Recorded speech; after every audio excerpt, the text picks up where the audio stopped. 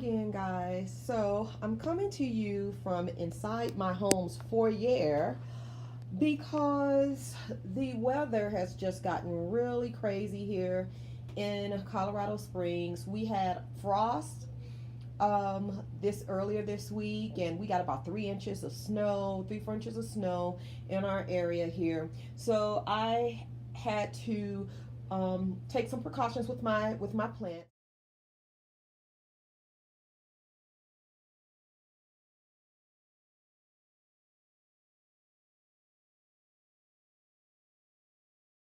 I'm from the southeast. Well, I've spent the last like 8 years in the southeast, so I'm not really well versed and good at like properly covering plants for frost and everything. And I didn't really want to take any chances because I've been working really hard on my plants. So I just moved everything.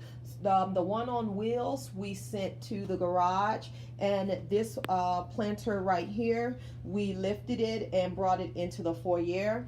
It is now Wednesday. I'll probably have this in the foyer for about another day or so when the temperatures are expected to rebound at least back into the 40s for the lows and 60s and 70s for the highs here in Colorado Springs.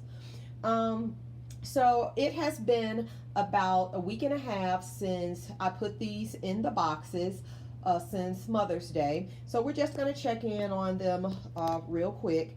This white powdery stuff, that is just some powdered insecticide, because honestly I feel like an ounce of prevention is worth a pound of cure, and I'm new to gardening in this environment, and so I'm trying to get ahead of anything I can. So if I can prevent anything from entering my garden and munching on my plants, that's what I'm trying to do. So that's what that white stuff is. I did recently plant a couple of marigolds in this one since my last video. So I planted a couple of marigolds. I did have to cut them back because somewhere between Home Depot and the house, they were severely damaged and stuff was just falling off and everything. So I did cut the marigolds back, and I think once I get this planter back out front, they'll bloom and everything will be just great. And of course the petunias are just hanging out here in the corners. The peppers are still looking really good, as are the strawberries. Everything is standing up really well, and you know, it's just looking good. What I did have to do recently was I had to kind of do an impromptu staking of the peppers, because right after I did that last video, the wind picked up here for a couple of days, and it was just really putting a lot of stress on the peppers. I mean, I'm sure it was helping to, like, you know, make them strong and harden them a little bit against the wind, but I still want to give them a little bit of support. So I grabbed what I could, craft sticks and thread from my craft area, and put that in there. But I did recently pick up some bamboo, some thin bamboo, and some little clamps. So by my next video, I should have been and had the bamboo cut and used the clamps to secure both these and the tomatoes. Since the last video, I did crush some eggshells and put those in here, and I also gave both the peppers and the tomatoes a little bit of Epsom salt. So but this box has been about a week and a half since I planted everything into this box. Real quick, I do have down here also some mints and rosemary and lavender. My daughter has been telling me, don't sit the mint like on the ground, because it's going to come through the bottom of the pot and find its way, you know, into, I guess, the surrounding planted area. So, but I'm in military housing, so hopefully that won't be a problem for the next people that move in. I don't know. But I'm trying my best, and I'll keep an eye on them, and hopefully they don't kind of make the great escape through the bottom of the pots. But that's that. By the next video, these things hopefully should be back out front on the patio. Now, the tomatoes are currently in front of the garage, but it gets down into the low 30s right now while we're going through this cold snap. So when the sun goes down, I open the garage and I wheel the tomatoes back into the garage. But they are looking pretty good. I did order some steaks, some bamboo steaks. I tried since the last video to use the cages, and the cages, even the smallest ones I was able to buy, were really just a little too big to use with the city picker. Also, if you guys want me to do a review of the city picker, let me know and I'll try to prioritize it.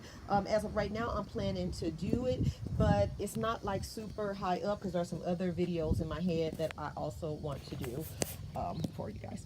So let's check in on the babies that I showed you guys in the last video. They're looking pretty good.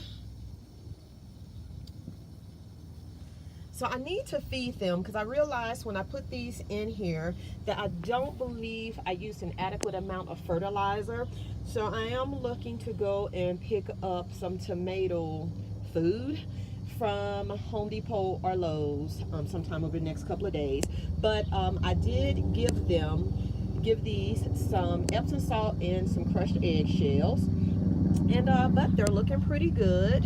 I did forget and leave them out one night earlier this week, and it got down to be about 35 degrees, and I was really concerned about these once I came out, but I can actually tell that they have grown a tidbit since that first kind of semi-frost, I guess. So it looks like everything is going good. So we're just gonna walk around and kind of take a look. So you see we got some flowers here, and I think these are the same flowers that I showed you guys. And I see what looks like the beginning of some flowers on the other ones. I still need to put a marigold or two in this pot, and also this weekend I will trim back some of this lower foliage here too. What else? Also, one of the reasons why I went on and did the Epsom salt was I noticed that there was some purpling in here in the vine, and so one of the things that I read is that it can either be from like a cold snap and it got a little cold, or they can use some phosphorus, I guess. So I add a little Epsom salt, and they don't seem like they are as purple as they were. And of course they got a little bit of insecticide powder too. I do also plan to pick up from the store this week some neem oil. But that's it. That's all I have. Thanks for checking in with me, guys. So I will leave the link to last week's video in the comments so you guys can check that one out too. And I'll see you guys in the next video. Bye-bye from Colorado Springs.